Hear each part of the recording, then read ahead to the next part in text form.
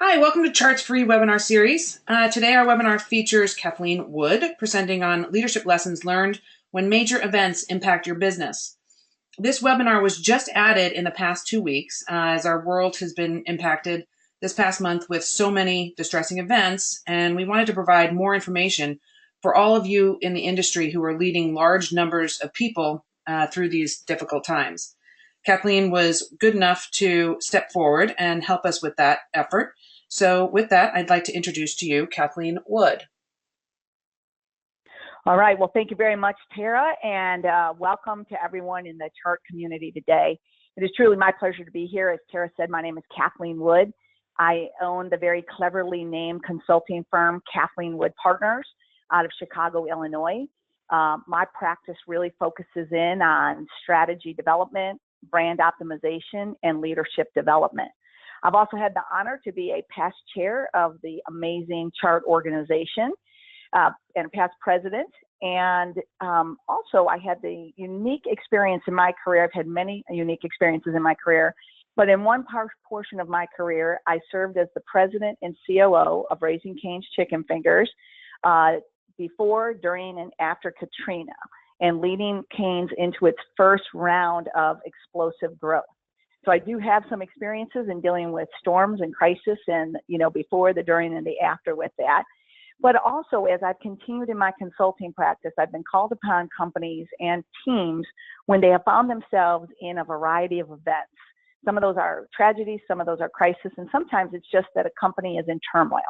So some of the practices that I'm going to share today are real experiences that I've had in my career, but also some best practices from other companies who have successfully weathered the storms, so to speak, to recover and to grow coming from a tragedy. However, before I begin, I do want to take one moment and give a nice moment of silence here to recognize the loss of a great friend, a great chart member, a great man, and truly a great a person who truly loved chart for all it was and all it could be. And that was with the loss of Dan Walker this week. So I'd like to just take a moment of silence right now to recognize Dan and send them all up a good chart hello from all of us. All right. I also wanted to take a moment and thank Tara and Lisa Marovic for reaching out to me several weeks ago. Where this all came from was in August of 2006, a year after Hurricane Katrina, I was asked by Chart to present some of my lessons in leadership from how we managed successfully and maybe some of the things we learned, that we could have improved upon coming out of Hurricane Katrina. And from that, that breakout session turned into a blog post that followed shortly after that. And a couple of weeks ago, Lisa and Tara reached out and said, Kathleen, could you maybe bring back some of those lessons? Because we're starting to see things happening. And the first thing, if you started to think about it, we all started to see Hurricane Harvey. And believe it or not, Hurricane Harvey we started seeing Harvey on August 30th, fully realized Harvey about September 10th. And for all of you that were down in the Texas area and Houston area, we know you're still working on recovery. But it's only literally been a month since Harvey started into the mainland of the United States.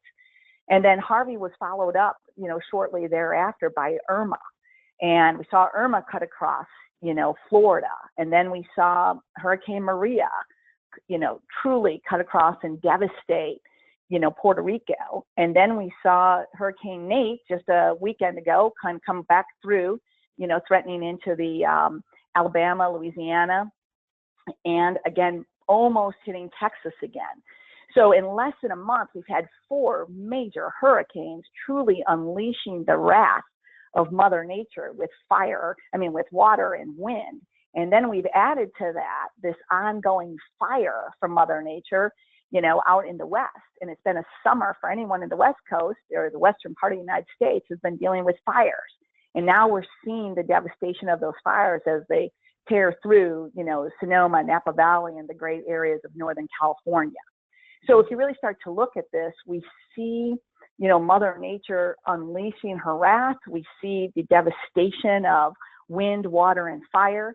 And if that's not enough, then we see the unsettling human nature just last week with the unfortunate and truly sad events in Las Vegas, right? One madman impacting so many people's lives. So you start to ask yourself, what are we really going to do on this webinar? Because, wow, this is a lot in about 30 days. It's the webinar of every great crisis, right? But I really like to take a look at this webinar and look at it from this perspective. John F. Kennedy once said that in every great crisis, there's a great opportunity. And I truly do believe this. In all my years of being in the restaurant industry, you know, serving from the boardroom to the dish room, one thing I do very much believe is that we always in crisis have an opportunity. And I truly do believe, more so now than ever before in our country, we have the opportunity to seize these crises as our great calling for leadership. You know, this really is the greatest thing that we all have the potential to contribute in crisis, and that is leadership. So what I'd like to do in our time together today is to really kind of look at leadership and lessons in leadership as we look at what happens in a crisis, what happens as we transition from crisis to recovery into what many call the new normal, and then what happens as we transition from that new normal to just trying to be normal again. And I recognize that several of our great chart members are not only dealing with this in one particular incident, but they may be dealing with multiple incidents right now, depending on their locations. I know I have friends that are dealing still with recovery in Houston, the challenges of what happened in Las Vegas, and now in Northern California, the fires that are kind of burning through. And it really is, you look at it and you're like, wow, how do I catch my breath on that? Well, that's what we're going to talk a little bit about today, because I truly do think this. I think the other opportunity in a crisis is that it really allows leadership to show the values of the company, because we really truly do see it in the soul of its culture. And as chart members all know, one of the greatest things about people is without people, there really isn't a culture. And without a culture, there really isn't a brand. So as we go through this today, I'm going to present leadership lessons from crisis and the new normal and the normal. I'm going to present them as individual sections so that it makes sense logically. But I want to also just suggest that even though I'm presenting them as individual sections, we all know that sometimes we're dipping into each section. Sometimes we're running through all sections at the same time. But the easiest way to present it is to kind of take a look at each one, and then we'll kind of build it all back together at the end of the webinar here. So let's start a little bit with crisis. You know, when Lisa and Tara contacted me, they said, Kathleen, we remember that you did this presentation called The High Seas, Lessons from the Storm. And everyone always asks me, hey, Kathleen, why'd you call that thing the high seas? What was that, the punch? What was that? And I called it the high seas because I felt there were 6 kind of C words that capture great leadership in crisis. But I also used the high seas because in my mind, if you've been in crisis, and I know many of you have dealt with some of these tragedies, things are going so fast that it's almost as if we're the captain of a ship in the middle of the worst storm possible, and our boat is turning left and right and up and down. And sometimes we think we're on calm waters, and then we get whoosh, hit again. So if you really start to think about that, as leaders, it's our role and our opportunity to navigate those ever-changing waters or the ever-changing chaos and uncertainty of a crisis, so that we can, in fact, get ourselves, get our team, and get our company to safer waters. So you can go back and look at the September 13th blog, and you'll see these high seas kind of listed out. But you'll also see that there's a lot more detail underneath each one of them. But because we did cover that so comprehensively in the blog and with the email that went out from Lisa and Tara, I thought today what I'd do is just kind of touch base with them for a few minutes, use them as a foundational piece, but really take the bulk of our time to look at the transition to new normal and then the transition to how we just become normal. So let's just take a look really fast at these high C's. For me, it always starts with the leader. And I believe that the best response to chaos is the theory, the calmer the leader, the calmer the team. And if you really think about this in life, you know, who's following the freaking out person who's running down the hallway, right? Typically people follow the calm leader because they believe that that leader does know where they in fact are going. And when you ever see yourself in crisis, where do people look first? They usually look at the person who's the most calmest. And I think that that's the first strategy of crisis, is even though we may be feeling a million things internally, we've got to stay calm, because our team is truly a reflection of us. So the calmer we are, the calmer our team is. Now, the second thing, and I learned this in Katrina, is that, when you got those crises going on, there is a lot of chaos happening. And this is why I make the second C, contain the crazy. When Katrina hit, we were in Baton Rouge, Louisiana, and I remember one day we were getting all these reports about a local store that was being robbed. And by the end of the day, we had heard that the same store had been robbed by about 25 different groups and about 13 different times. And that's when we finally had this realization. We're like, okay, those are rumors. So from this point forward, we're not going to put any more tension. We're not going to be any more distracted. So if you're going to come to us, you're going to tell us something, you're going to have to bring us facts. Because bringing facts forward, they add to calmness. And when we can be calm, bring facts forward, we get another huge leadership benefit. And that is the consistency in communication. And when we're consistent in our communication, you get the other benefit, we get confidence. And if you really think about it, in the greatest leaders, in the greatest crisis, typically lead with great confidence.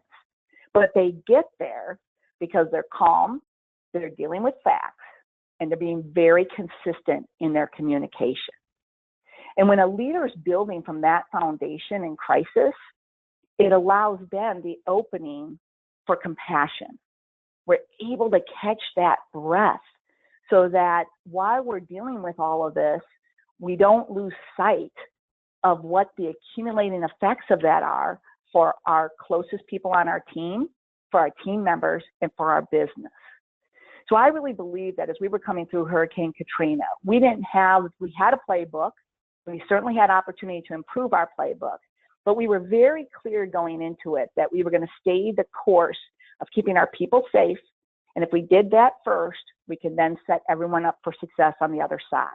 And we just stayed very clear in our communication, in our confidence, and in our compassion.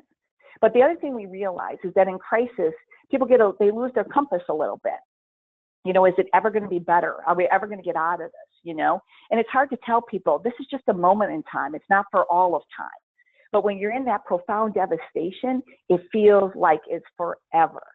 So the other thing that we found going through the storm and coming out of the storm was that we had to take time to find celebrations. We would celebrate, oh my goodness gracious, we got the entire store staff today. High five, everyone. Oh, we got the schedule done a week in advance. High five, everyone. We were able to reopen these 2 stores in this affected area this week. High five, everyone. And those little high fives, right? And you think like, this is what people should be doing every day. But when you're in that, that chaos, that just getting those small wins, it just builds people's confidence. It gives them hope. It gives them courage that they, in fact, are now winning back after losing so much. And so those small wins that we did early on actually led to one of the biggest victories we had coming out of Hurricane Katrina.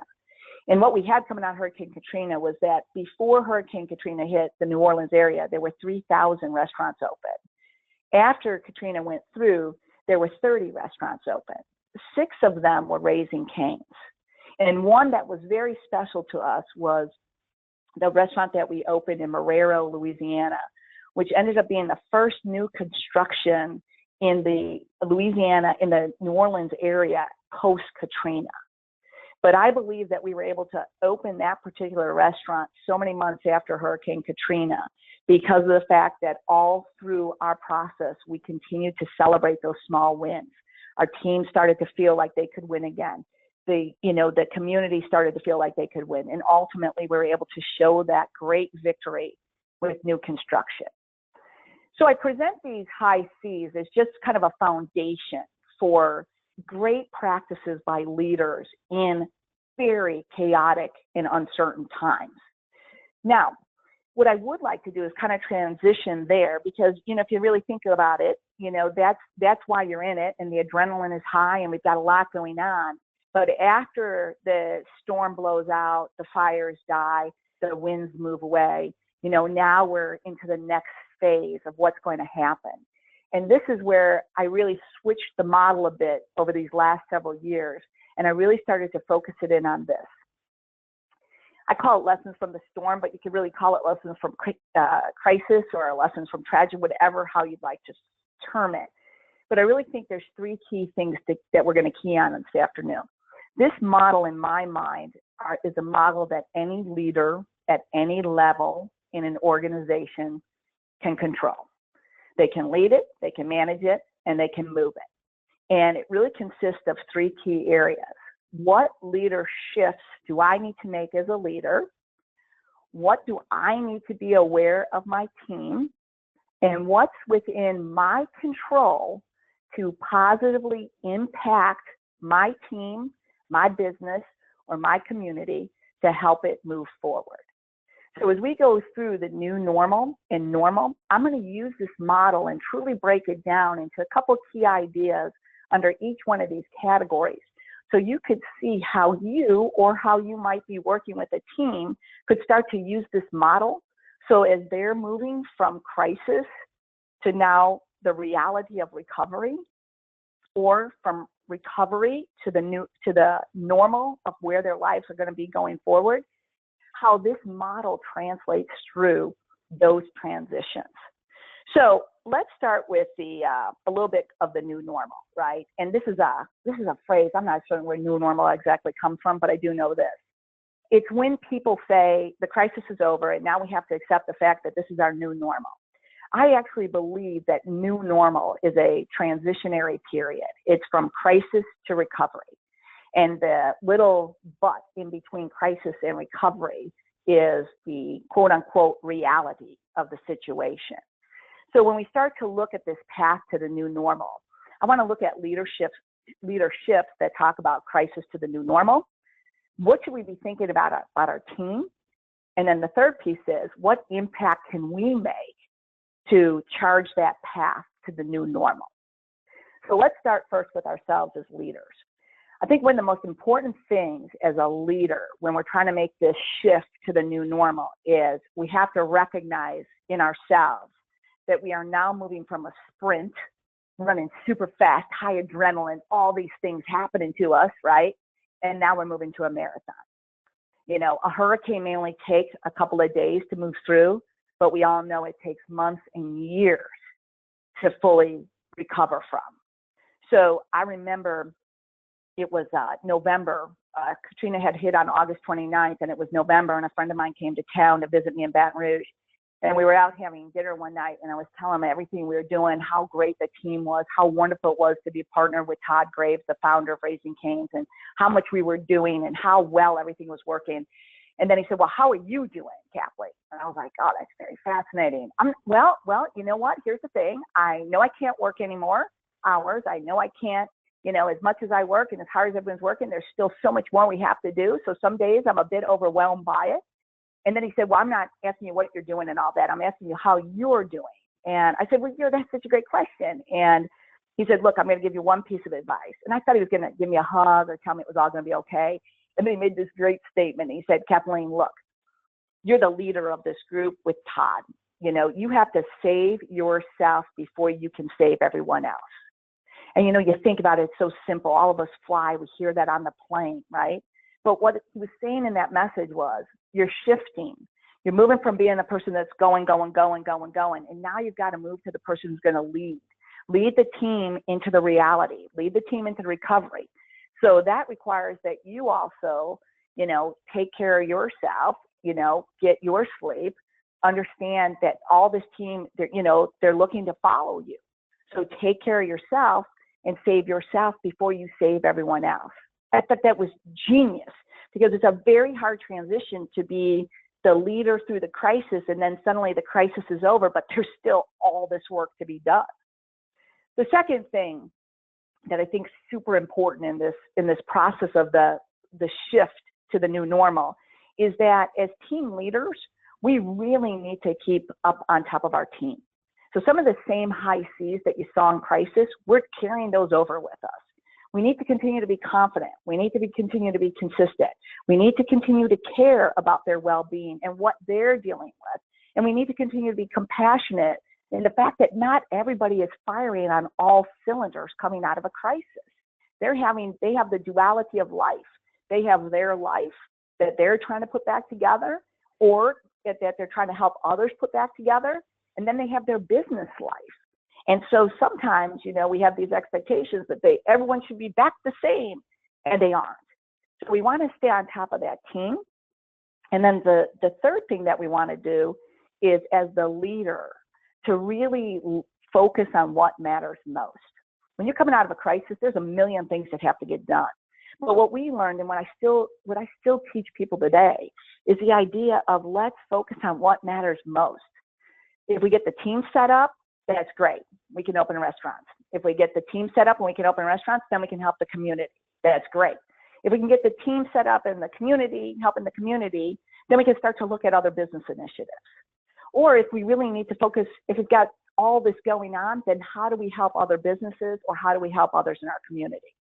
But what's very critical in these early stages is not to overload the team with too many ideas, too many priorities, because we're all in that stage of rebuilding. And that really does lead me to the team. Part of being a leader, so if you think about leaderships for ourselves, it also is about the shifts our teams are going through. So we look at our team and we have to recognize everyone handles change differently. Everyone handles grief and guilt differently.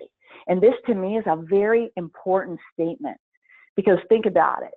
I could be grieving the loss of a loved one, or I could be grieving the loss of my home or my pet or whatever else I hold valuable. I could also come out of it with everything. I could come out of it with everything I had before, and I have all of it now. But I may now be grieving the loss of dreams I had because my community is no longer the same. Or I could be having guilt because when that fire came through, 5 houses were destroyed, but my house is still there.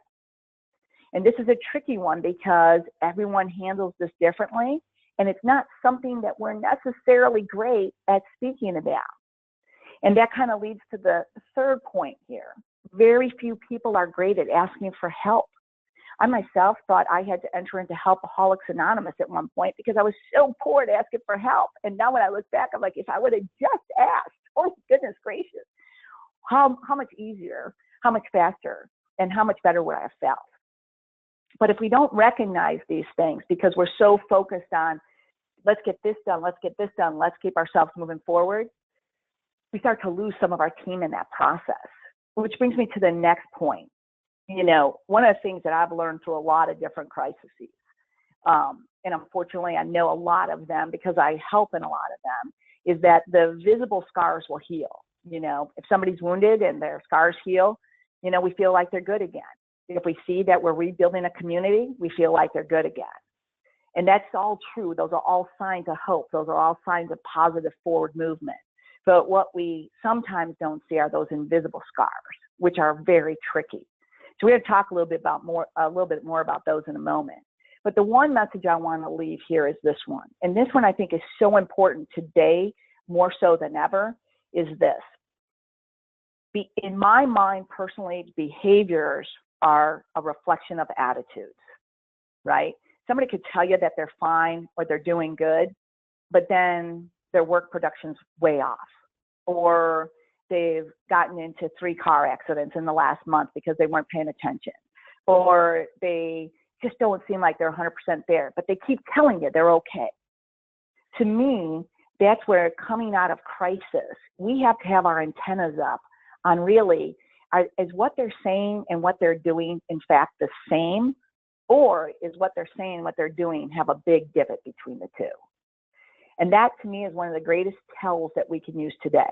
I know we're not charged to be psychologists, I know that, or therapists, but we are an organization that cares about people. And so this, to me, is one of the great tools coming out of crisis to really gauge where your team is.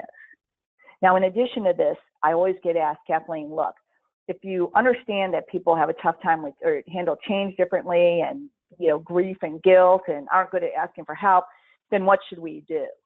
And I always make these suggestions. I think the first and foremost is to just have resources available. I've worked with a client where they had a tragedy in their organization, and they weren't, they knew that a lot of people weren't going to come to the human resource department or to the training department or anything like that. But they did a really great thing. They put brochures out. There were 6 floors in the building, and on every floor of the building, they just put brochures out. They put brochures out for resources for help. They put out phone numbers on the communication boards. They had a little on their employee intranet. They made a couple messages there. On the paychecks, they just clipped a few phone numbers for people. And I thought it was a great way of saying, look, here's resources. We're not going to insist that you use them, but if somebody wants to take them and maybe they don't want to go through a lot of questions or be asked a lot of questions, this was a great way to provide a wonderful service without having to be, let everybody come together. Now, I also think there's subtle ways to kind of support our teams. And many of these, early on coming out of a crisis and you're into the recovery reality mode, having team and department check-ins, I think is really important.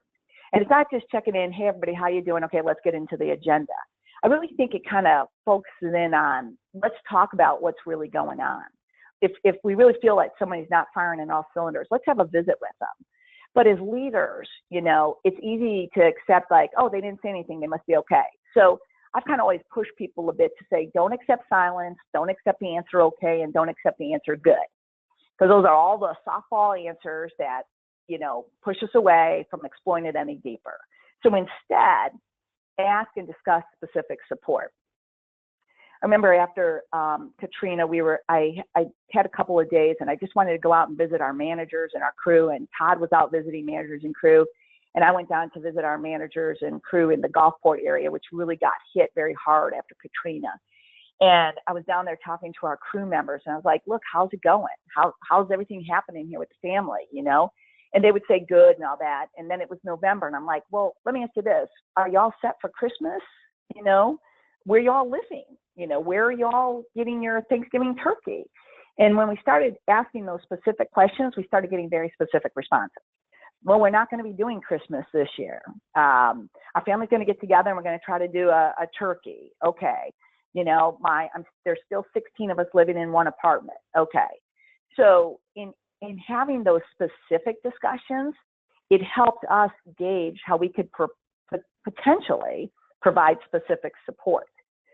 So if you start to really think about it, that's what helps us then move to another stage. I can provide systematic support, which is great, but I can also provide random acts of kindness support. And one of the great things that the Canes crew did that Christmas was they all rallied up what clothes or what gently used clothes or sweaters and belts and shoes they had, and we put it all in a van and we drove it down to Gulfport with wrapping paper and boxes, and we let the Canes crew members come through and kind of pick out different gifts so that they would have gifts for their family. It didn't cost a lot. It was a random act it was a suggestion by one of our crew members. It was a great random act of kindness, and we were able to find some joy and some laughter, in what could have been perceived as a very challenging situation, which it was. So I also believe that while the group is coming through recovery into reality, we have to start to bring back things that people know, bring in pizza for the day, send everybody, an edible arrangement, whatever the case may be, but catch them a little bit off guard because it helps people stay out of the rut. And at the same time, it helps people realize that good is coming. And I think that is one of the great gifts we have as leaders. Now, the last piece about the new normal here is this. Everyone has the opportunity to create a path to the new normal or through the new normal.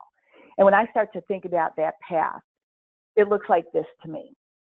First is you have to come up with a vision for recovery. Pick some goals. If it's August right now, pick some goals. If it's October right now, pick some goals for November. Pick some goals for December. You don't have to pick a lot of them, but pick some goals so that people start to share in a vision that we're moving from where we are to someplace else. Always providing vision, whatever time frame you want to do it in, over what period of time you want to do it in, providing vision always helps to move people forward. You can back that vision up by developing a plan. It doesn't have to be the perfect plan. Heck, it could be a one-page plan, progress versus perfection. But when you have a plan that says, hey, look, by the end of November, here are 3 things we're going to do. And I know we can do that. It builds confidence. It builds teamwork. And it also allows you to see how much your team has in order to reach, in order to stretch, and where they are in their ability to hit those performance targets.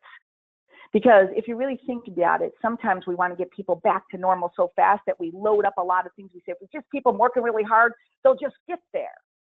But we don't realize that we're overstretching them. So what we really want to do is provide them with a plan that they can achieve so that we build the team as we go. The third thing that we want to do here is, as we're doing this, we definitely want to calibrate with the team. Let's listen and seek their feedback. Listen to the language they're using. Listen to the resources they're asking for. See if they're solutions oriented. See if they're supporting you. See if they're supporting the plan. Because this allows us in recovery to calibrate where the team is. It also allows us to calibrate where an individual on a team may be.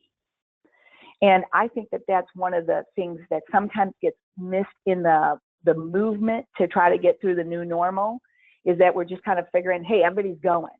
But then we start to look and we're like, wait, if we really were to step back and listen. That was one of the great things we did after Katrina. You know, we stepped back and we listened to what the district managers had to say. They gave us amazing feedback. And in getting their feedback, it helped us to develop better plans, more realistic goals, and truly a more unified vision. And the last thing I would say in this journey is try to capture the best practices as you're going. I know this is the equivalent of trying to change a tire on a fast-moving bus, but one of the things that I always recommend to people is, hey, put up a flip chart paper, put it up anywhere in a common area, and just let people write down what they think of best practices. Oh, this was something we did really, really well. Oh, this is something we should never do again, right? Because even though we think we're remembering all of this, why we're in the crisis and also why we're going through the recovery, the reality of it is when we finally get to catch our breath, we realize that we've forgotten as much as we're remembering. So we want to be able to use these experiences to build stronger training programs, stronger systems and processes, and obviously to continue to keep our employees, our leaders, and our businesses safe and secure in any kind of event. So, always leverage these to gain those best practices. Now, a lot of people say, Kathleen, how long does the new normal last? And I always say, it's interesting. I looked at, after Katrina, I would say that our new normal lasted from about September after Labor Day till right before Christmas. And a big reason for that was because at a certain point, we had to make the shift. Because all during September to Christmas, we would hear all the time, well, before Katrina, we did this. After Katrina, we did this. Before Katrina, we did, and we're like, okay, we got to stop that because we're really just one company. So this is where I think that leadership has a wonderful opportunity. It's this opportunity to kind of take us out of the recovery reality mode and start to move us into the success. Let's move forward. This is how we're going to be, and it's going to still have its challenges, but we're going to move forward because it's our normal now. And I call that, normal is just another day. And if you go back to this model of leadership, team, and impact, I look at it like this. The leadership is really about how do we renew, refresh, and reignite. The team is how do we start to really look into the team on how they've handled it post-recovery. And how are we doing, ensuring that our teams still stay, safe and successful in their journeys with us. And then the last one is how do we move forward, but we never forget where we've been. So if I look at leaderships here, 3 key things I'd like to bring into view. First one is it's time now to, as you're coming out of, if I put this in a calendar, if you're coming out of this year and you're going into next year is the perfect way to change the page. It's a new year. It's a new day. It's where we're going. Now we're just the name of the company again. And that's what we did at Canes. We said starting January 1st, we're just raising Canes. We're no longer before or after. And that shared vision created unity. We came out and we refreshed our plans for that next year.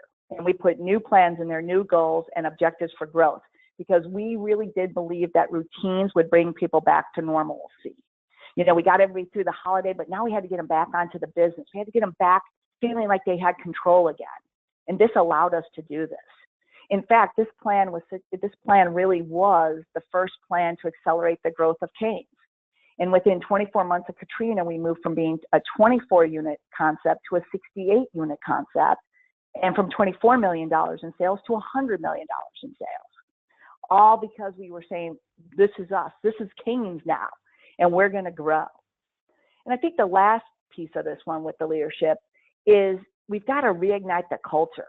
And we truly, and I think this one works in any scenario, and I've done this with so many clients when they're when they're moving to normal, and that is we change the language. We're no longer surviving, we are thriving, because we leverage off the fact of, look what we did, look where we are, and look where we're going. So powerful. So that brings me to the team then, right? Because we want to think that the team's going, yeah, we're with you. But sometimes our team is suffering from still what I call invisible scars. And if you look at people coming off of a tragedy or a very horrific event, right? And it's not to overgeneralize it in psychological terms, and it's not to overgeneralize how people respond, but I just want to put this out here for awareness. You know, there are some people we all know about post-traumatic stress disorder. You know, a bad storm, it's a trigger. You know, a day may trigger them. You know, they may have flashbacks. They may finally have caught their breath, taken their first vacation, and they're coming back and they're realizing how much they went through, right? We know some of those signs. We also have people that come through these and they're just resilient.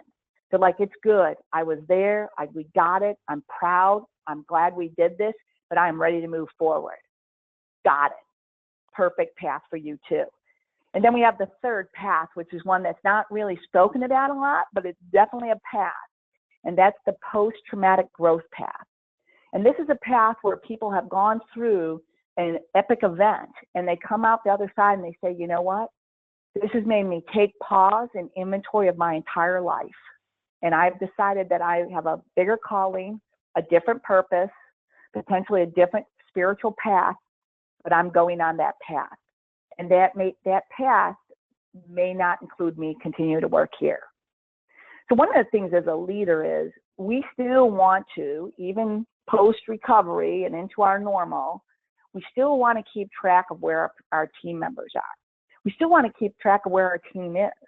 And we still want to keep in touch with them.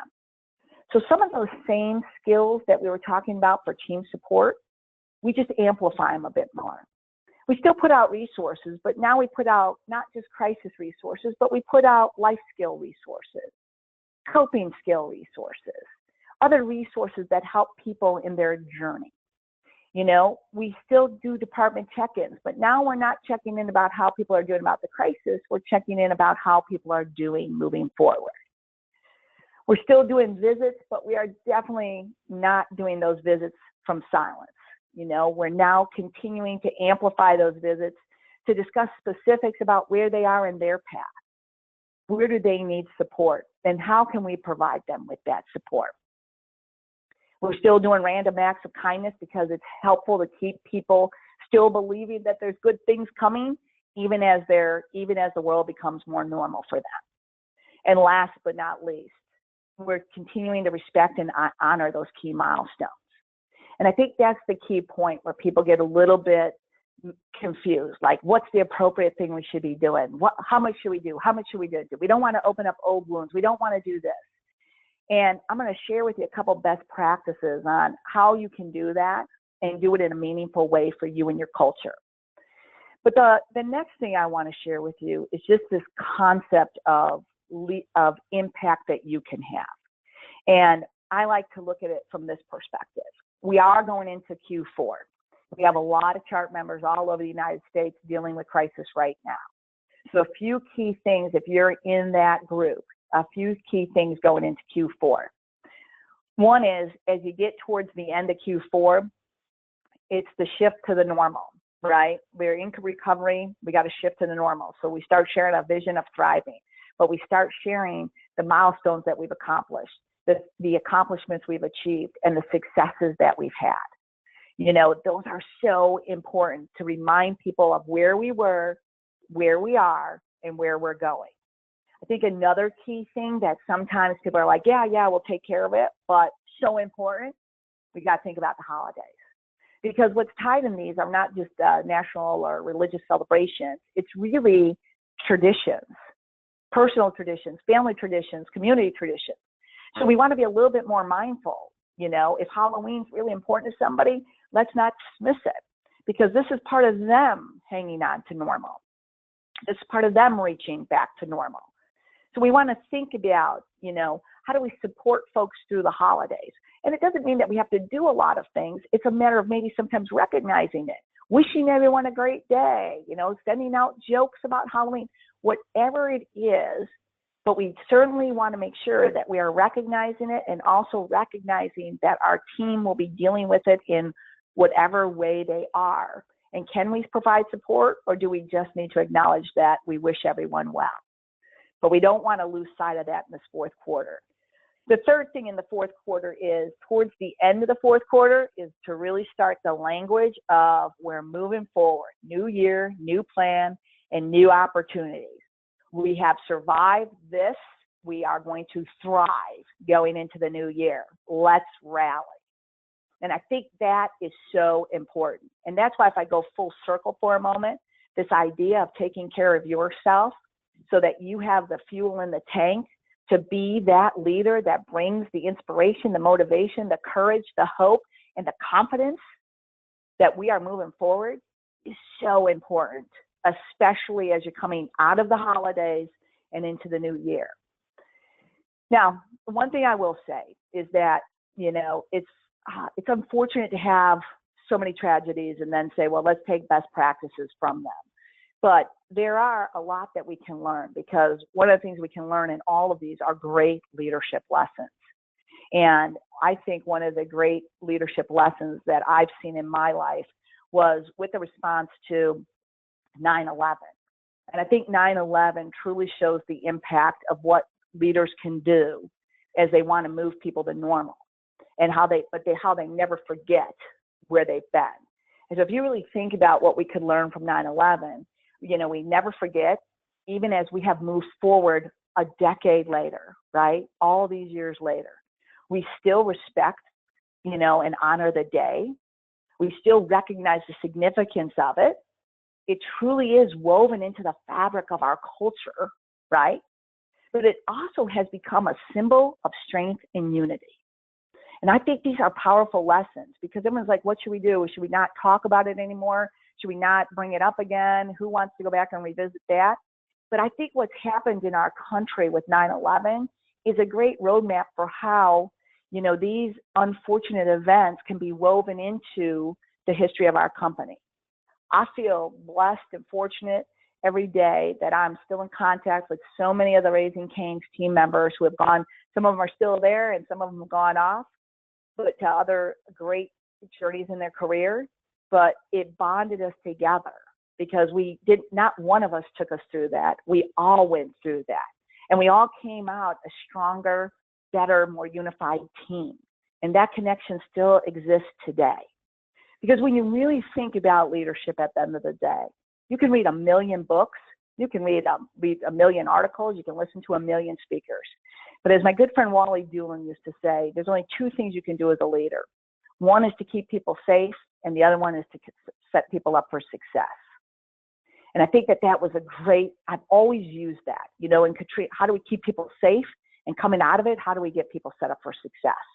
And how do we not lose sight of where our people, our community, and our business is in the process? So as I bring this home, I kind of want to say one last thing about lessons from the storm. When you're a leader, you tend to be your hardest critic, your harshest, evaluator. And we tend to forget that even we had to go through the crisis, go through the new normal, and get to the normal. So a couple things I want you to think about as a leader is this. Best thing we can do as leaders is to prepare for the worst so we can perform at our best.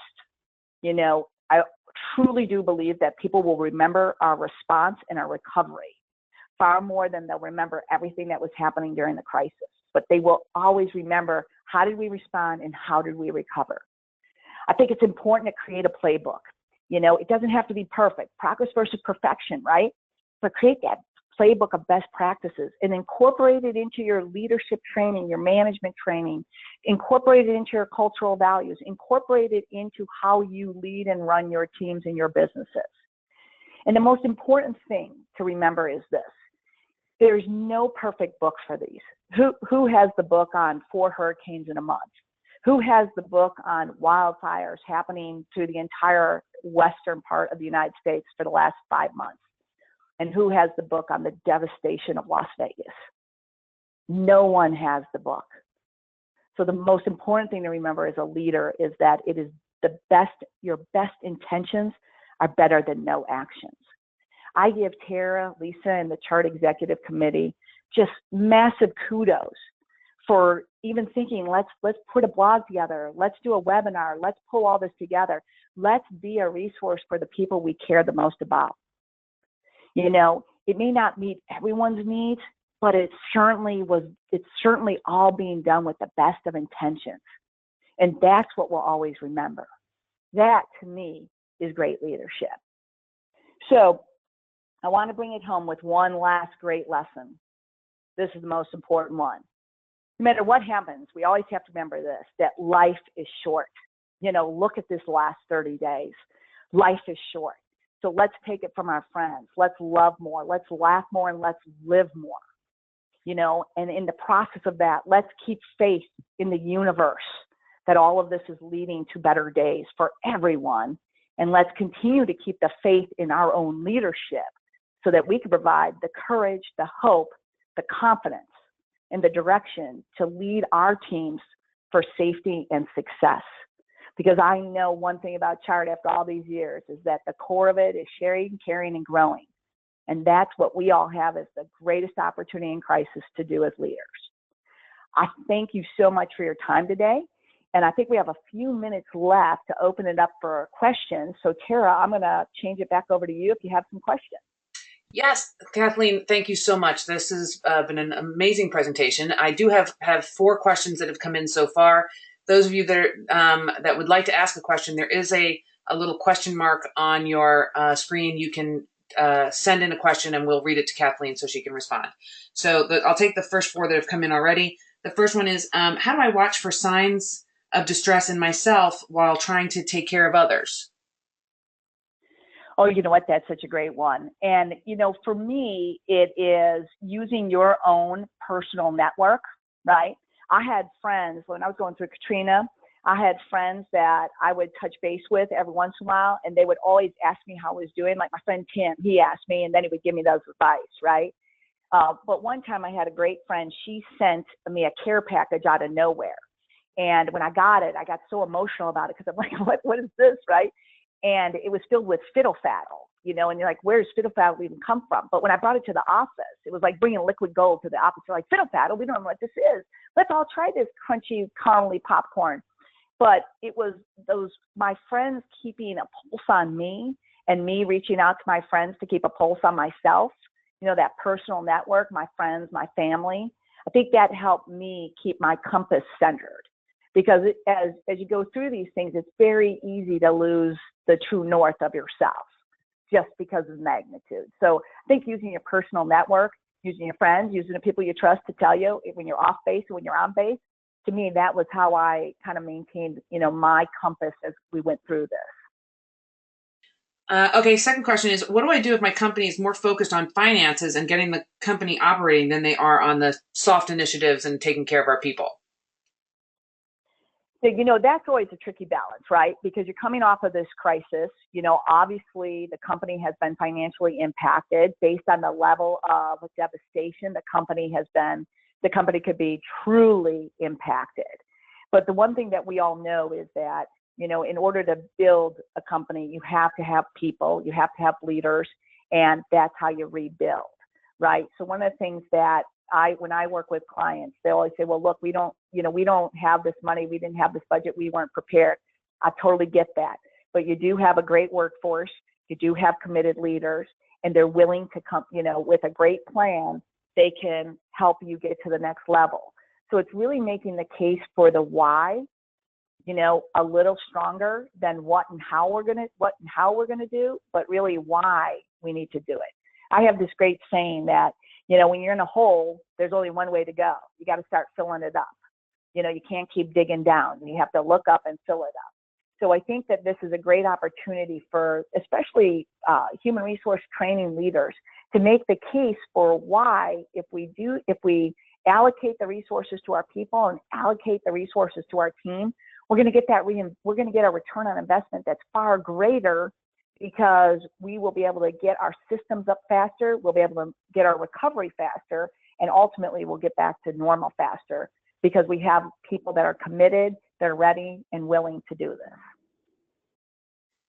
Okay, and the last two questions I have so far are kind of related, so I'm going to ask them at the same time.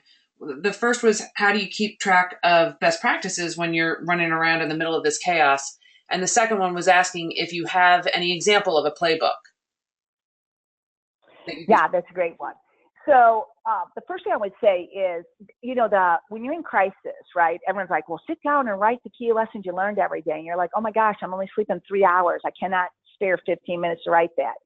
So I think there's a couple things. One thing that I think is super effective is you get flip chart paper, and you kind of put those flip chart papers up, and you put some markers by it, and you put it in a common area, and you let people write, what are we doing great? What do we need to improve on? What do we need to stop doing? Super simple. Everybody gets to put their information in there. It keeps your plans very real time for sure, but you can keep track of those flip chart papers. You can use Post-it notes on a communication board. But I think it is not making it just a small group that's giving you feedback, making it a large group giving you feedback. I think the other thing is post the crisis, and as you're finding yourself in a little bit more of a stable ground in recovery, it's putting out a survey to either your management teams, your leadership teams, or even some of the stores that were, some of the locations that were, impacted, and asking them those same questions. And some of that feedback sometimes may not be easy to hear because people are still in a little bit of emotional state. But it's in those very true pieces of feedback that we really do build a better playbook. What I would say in terms of a playbook itself is that there are a lot of amazing resources out there. And, and if you look at Harvard Business, the Harvard Business Group has got a great crisis program. There are several great crisis management books out there. There's not a lack of having them out there. There's not a lack of articles on crisis leadership. The one thing I would say is you can build your own based on the framework that I've provided today, right? But the other thing that is important is, even if you have the most perfect playbook, you still have to make sure that you stay flexible, agile, and adaptable in the process. Because some of these things that we've dealt with in this past month, there still isn't a book written on them. And that's why I think when you think about training, and when you think about our roles as leaders of people and partners in operations, that we want to work with everyone to take frameworks and build them to our own, but to constantly be evolving them, because our world kind of requires that we stay on the forefront if we truly believe that our leadership responsibility is to keep people safe and to set people up for success. Okay, I think that's it for our questions. Kathleen, thank you so much for taking the time. This presentation could not have been more perfectly timed, and it is so relevant, even to those of us that are not in the thick of it and really just traumatized from afar. And we can really all learn from these lessons. We really appreciate it. Well, Tara, thank you, and thank the entire executive team, and thank you for all you're doing too to support, the amazing CHART membership, because it really does speak to the values of CHART and why it's such an amazing organization. So thank you very much as well. Okay, and everyone, this entire presentation will be available on the CHART website. If you'd like to share it with somebody else, it will be available to anyone on the CHART website by the end of today. Thank you. Goodbye, everyone.